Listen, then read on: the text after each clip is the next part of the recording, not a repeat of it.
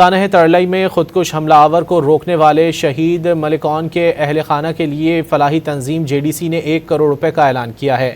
رقم کا اعلان امریکہ میں مقیم JDC کے ڈونر کی جانب سے کیا گیا۔ سربراہ JDC ظفر عباس کا کہنا ہے کہ گورنر پنجاب نے شہید اون کے لیے ستارہ شجاعت کا اعلان کیا ہے۔